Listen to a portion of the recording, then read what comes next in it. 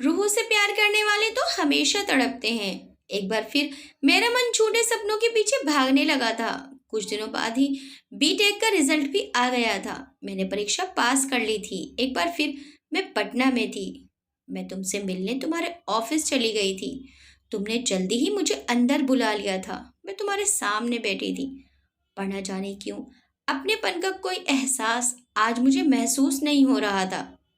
निरंतर भागता वक्त भले ही आदमी के जीवन में उसके आचार विचार और हालात सब बदल देता है, फिर भी वक्त के दरमियान आदमी के जीवन के कुछ लम्हे जो के तो दिल के हिमखंड के नीचे अछूते पड़े रह जाते हैं, जिसे पूरे जीवन में न वक्त बदल पाता है न आदमी खुद मिटा पाता है।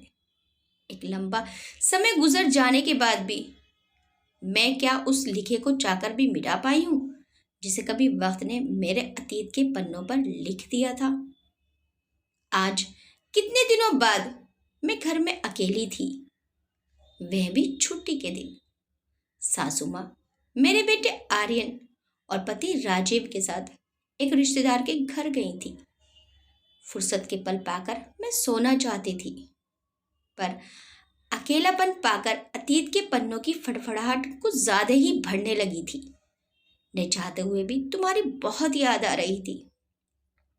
साथ ही वो अनकहे प्रश्न भी सामने आ खड़े हुए थे, जिनके उत्तर तुमसे पूछने थे, पर उत्तर मैंने खुद ही ढूंढ लिए थे। मैं मानती हूं कि जीवन में हम दोनों इतने आगे निकल आए हैं कि अब उन प्रश्नों के कोई मायने नहीं रह गए हैं। फिर भी मुझे लगता है कि कभी हम दोनों ने एक दूसरे को टूट कर चाहा था।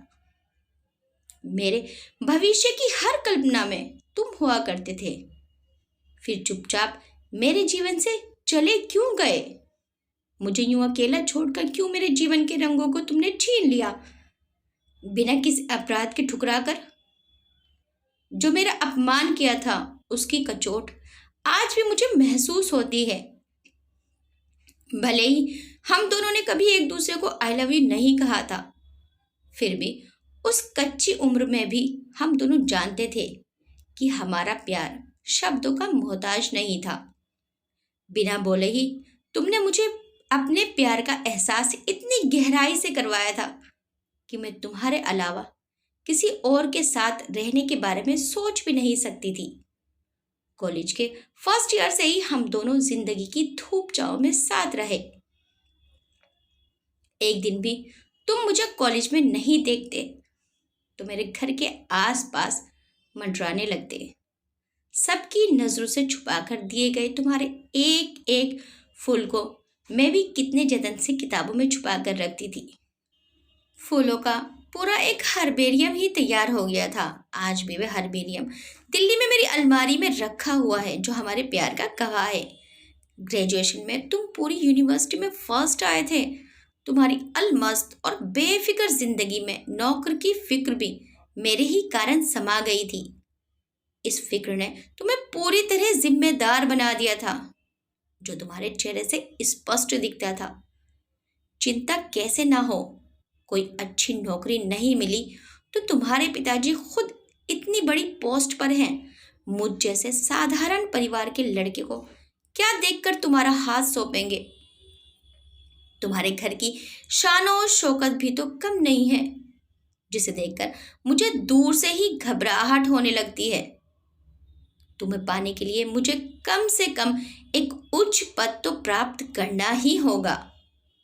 फिर तुमने एमटेक की पढ़ाई बीच में ही छोड़ मुंबई के एक कोचिंग सेंटर में दाखिला लेने का फैसला कर लिया था। मेरे मना करने पर भी नहीं माने थे। तुमने कहा था, अगर सम्मान से समाज में जीना है, तुम्हारा प्यार पाना है, तो मुझे मुंबई जाना ही होगा। फिर शान से लौटकर तुम्हारे जीवन में आऊंगा, ये वादा है मेरा। इंतजार करना मेरा। तुम्हारे इसी आत्मविश्वास ने मुझे तुम्हारा इंतजार करने का हौसला दिया था। बीटेक करने के बाद दूसरे कोर्स करने के बहाने मैं अपनी शादी टालती रही। पूरे 4 साल गुजर गए, पर तुमने मेरी कोई खबर नहीं ली। पापा जल्द से जल्द मेरी शादी कर अपनी जिम्मेदारियों से मुक्त होना चाहते थे। मैं पल पल तुम्हारे संदेश का इंतजार कर रही थी, तुम्हारे आने का इंतजार कर रही थी, पर न तुम आए न तुम्हारा कोई संदेश आया था। मेरा धैर्य समाप्त होने लगा था। तुम्हारी परवाह करते करते मैं अपने परिवार के प्रति बेपरवाह भी तो नहीं हो सकती थी। पूरे 5 सालों तक अपना विवाह टालती रही थी। अब पापा के सामने दलीलें देना बंद कर मैं खामोश हो गई थी। एक के मान के लिए सबका अपमान नहीं कर सकती थी मैं। तुम्हारे विषय में कहाँ पता करती? तुम्हारा घर भी तो शहर के अंतिम छोर पर था, जिसका सही पता भी मेरे पास नहीं था। पापा से भी कैसे तुम्हारे विषय में बात करती? तुमने कोई आधार ही नहीं छोड़ा था। साथ में एक झिझक भी थी, नारी सुलभ लज्जा और पारिवारिक संस्कार, जिसने मेरे होंठ सी रखे थे। मुझे पापा की इच्छा के सामने झुकना ही पड़ा। तुमने भले ही मुझे रुस्वा कर अपमानित किया था, पर मैं अपने आचरण से पापा को अपमानित और दुखी नहीं कर सकती थी। इसीलिए मुझे उनके द्वारा तय की गई शादी को स्वीकार करना ही पड़ा। शादी की रस्में शुरू हो गई थी। मैं चेहरे पर कोई खुशी थी न मन में कोई उल्लास।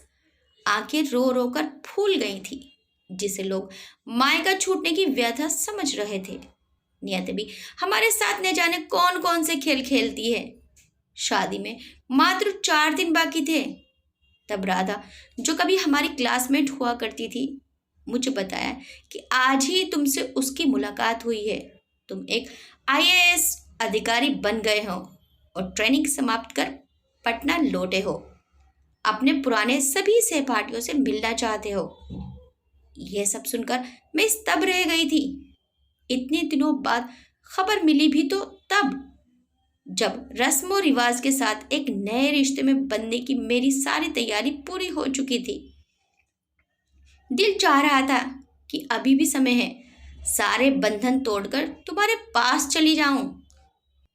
तभी दिमाग ने दिल पर लगाम लगाई। ट्रेनिंग समाप्त होने के बाद तुमने खबर क्यों नहीं भेजी? पहले क्यों नहीं मिलने आए? सच कहूं तो उस समय घुटन असहनीय थी, पैर अवश हो गए थे। मैं थम से बिस्तर पर बैठ गई। तुम पर इतना बड़ा विश्वास कैसे कर लेती?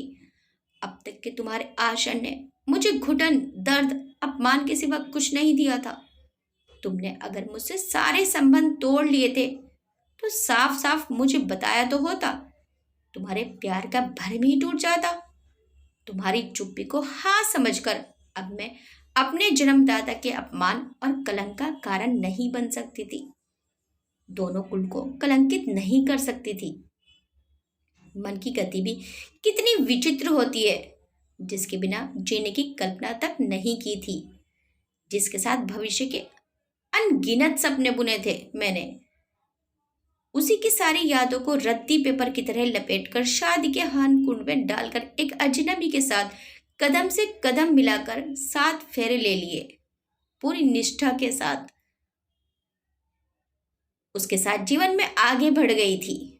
सुसाला कर मैं सामान्य रूप से रस्मों रिवाज और कर्तव्यों का पालन सही ढंग से करने की कोशिश कर रही थी, पर मन था कि तुम्हारे ही सपने देखने लगता था। राजीव के स्थान पर मन में तुम ही नजर आते थे, ये जानते हुए कि जीवन अपनी ही बनाई शर्तों पर चल रहा है। तुम्हारे विषय में सोचना व्यर्थ है। धीरे धीरे 2 वर्ष गुजर गए। इन सालों में मेरे जीवन में ढेर सारे परिवर्तन आए।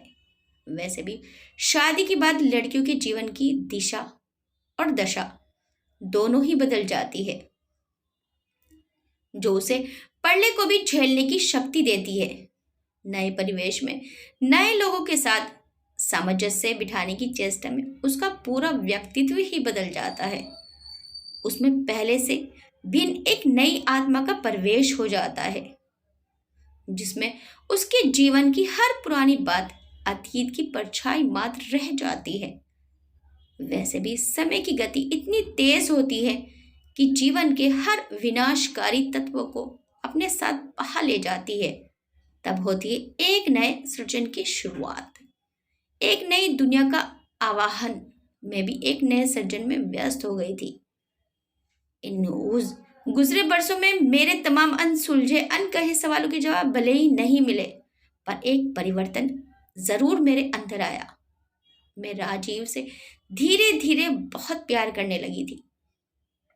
जब मेरे अंदर किसी नए मेहमान के आने का आगाज हुआ, अपने अंदर उसके दिल की धड़कनें सुनाई देने लगी। सारी विनाशकारी सोच समाप्त हो गई। उसके आने के उत्साह से खुद ब खुद तुम्हारी यादों पर धूल जमने लगी। मेरा जुड़ाव इस घर में रहने वालों लोगों से हो गया। इस घर के हर सुख दुख में इस कदर जुड़ गई मैं कि यहाँ की हर वस्तु मेरी अपनी हो गई थी। यहाँ से जितना अपनापन बढ़ रहा था, तुमसे उतना ही परायापन बढ़ने लगा। सच कहूं तो तुमसे मोह भंग हो गया। राजीव भी मुझे बहुत प्यार करने लगे थे, भरपूर मान सम्मान देते थे। मैं खुश थी कि वह मेरे माता पिता की कसौटी पर खरे उतरे थे। इसलिए मेरे मायके वाले भी मेरा सुख देखकर सुखी थे। बस एक ही बात मन में हमेशा उमड़ती घुमड़ती रहती थी कि एक बार तुमसे आमने सामने आकर अपने अनसुलझे प्रश्नों के उत्तर पूछ लूं। पूछूं तुमसे कि मुझे यूं रुस्वा करने का कारण क्या था। वे मौका भी मुझे मिल ही गया जब मैं पीएचडी की लिखित परीक्षा पास कर इंटरव्यू देने दिल्ली गई थी। इंटरव्यू बोर्ड में तुम भी थे। पहले से ही मैं काफी नर्वस थी। सामने तुम्हें बैठे देख मेरा मन और भी घबरा गया था, पर तुम पहले की ही तरह संकुचित और खामोश बैठे मुझे देख रहे थे। जब प्रश्न पूछने की तुम्हारी बारी आई तो बहुत ही अपनत्व भरे व्यवहार से तुमने मुझसे प्रश्न पूछे थे।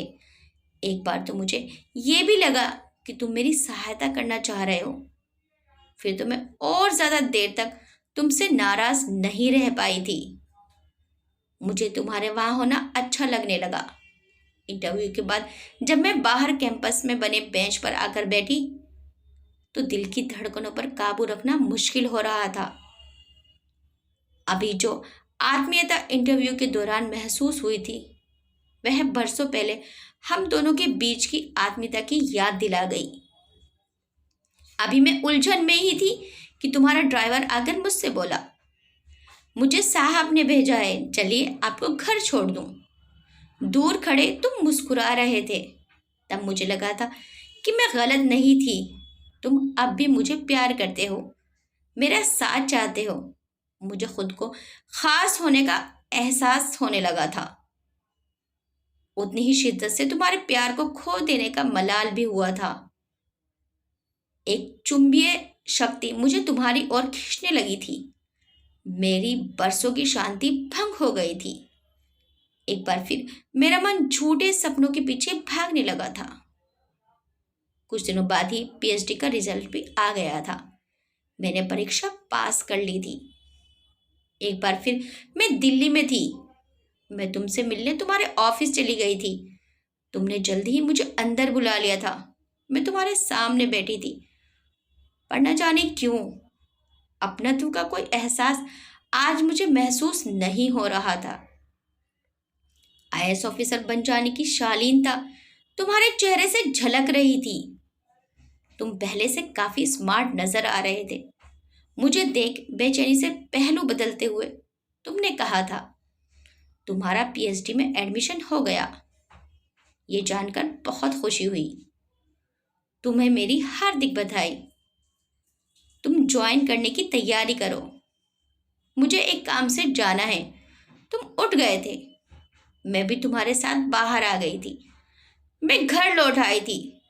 मुझे आभास हो गया था इधर कुछ दिनों से जो मैं सोच रही थी वे मेरा भ्रम मात्र था।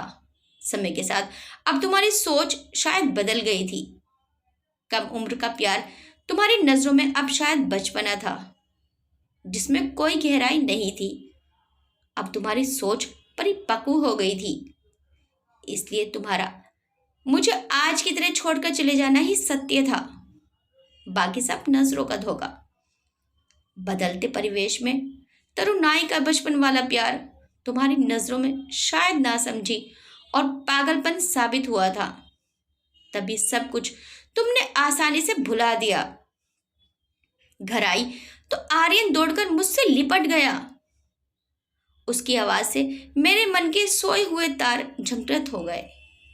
उसे सीने से लगाकर मैं रो पड़ी थी। रोने का कारण नहीं समझने पर भी राजीव ने आगे बढ़कर मुझे संभाल लिया था। मैंने अपना सिर राजीव के सीने पर टिका दिया था। लंबे झंझावातों के बाद एक गहरी शांति का अनुभव हुआ। मुझे अपने सारे प्रश्नों के उत्तर जैसे मिल गए थे। अब यही सत्य था, यही मेरी दुनिया थी, यही मेरा प्यार था, बाकी सब भ्रम मात्र। तभी कॉल बेल की आवाज से मेरी तृष्णा भंग हो गई। अतीत के पन्ने खुद ब खुद सिमटकर बंद हो गए। मन यथार्थ को टटोलता उससे जुड़ने लगा था। शायद घर के लोग वापस आ गए थे। खुश तो वो रहते हैं जो जिस्मों से मोहब्बत करते हैं, क्योंकि रूह से मोहब्बत करने वालों को अक्सर तड़पते ही देखा है। आपको ये कहानी कैसी लगी? आपकी इस कहानी के बारे में क्या विचार है? हमें कमेंट करके ज़रूर बताइएगा। वीडियो अच्छी लगी तो वीडियो को लाइक शेयर सब्सक्राइब करना मत भूलिएगा। मिलते हैं नेक्स्ट टाइम एक अच्छी सी कहानी के साथ। Till then bye bye.